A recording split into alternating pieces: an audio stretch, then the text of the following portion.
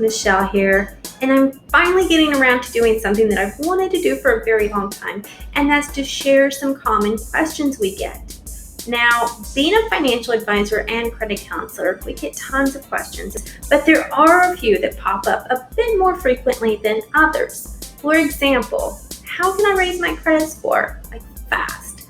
Well, the short answer to this is that, you didn't likely get yourself into it overnight, and you're not going to get yourself out of it overnight. Now, there are some credit repair programs out there that make empty promises and suggest that they can raise your score by blah, blah, blah points for like $50 to $500.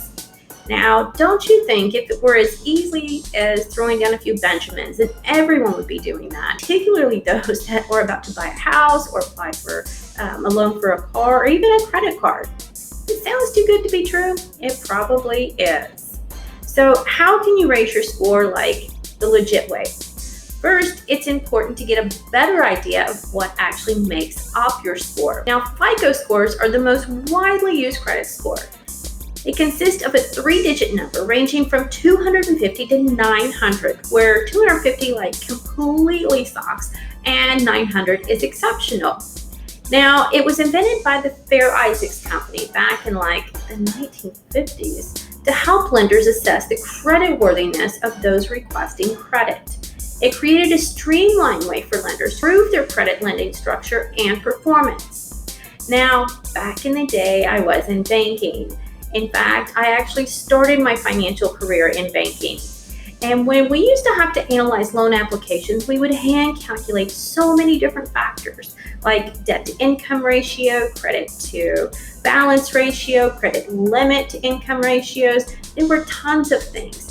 And these were all very time consuming and tedious until the FICO score came out. What could potentially take us days to decide in the past can now be done in a matter of minutes. So what exactly is the FICO score and how is it determined? Your FICO score is derived from your credit report. Yes, these are two different things. We have a credit report and a credit score. Now, the easiest way to explain this is to think of your credit report as of those individual homework, pop quiz, and class participation grades that you received.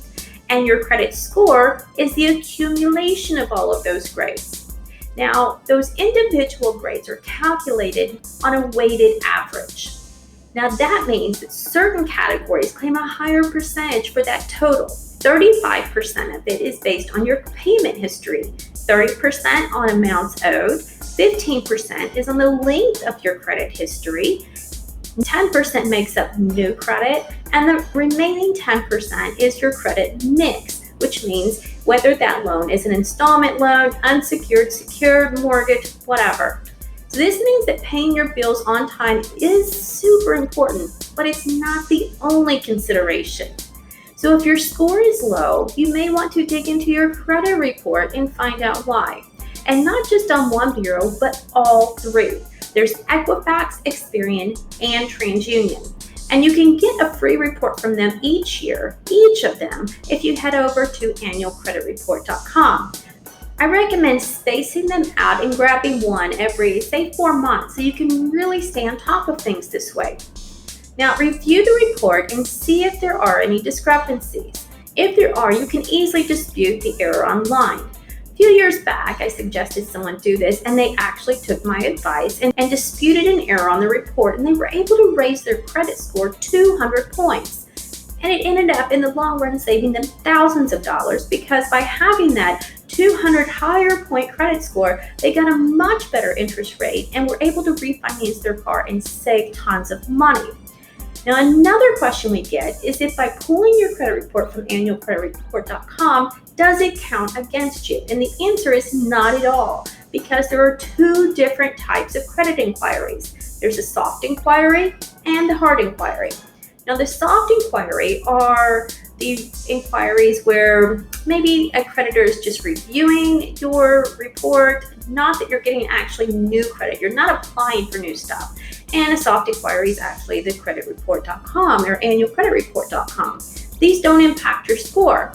However, hard inquiries are those that you're wanting new money. So when the lenders pull up your credit, these are going to impact your score.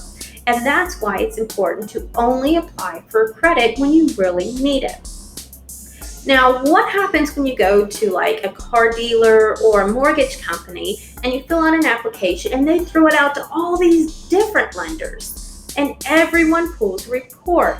Does this affect your score? Well, it should, but these are considered rate shopping inquiries. And since they're done in a fairly short period of time, they only count as one. So, I hope I've cleared up some of the confusion about credit reports. I'd also love to answer any questions that you may have. So if you can stick them in the comments below, I'd sure appreciate it. Join me next time when we discuss some more middle class money stuff. This particular Q&A session was brought to you by Personal Money Planning, your financial life advisors, where it is our goal to make your financial life easier. Check us out and hit us up at personalmoneyplanning.com. And don't forget to subscribe so you'll never miss a middle class money stuff session.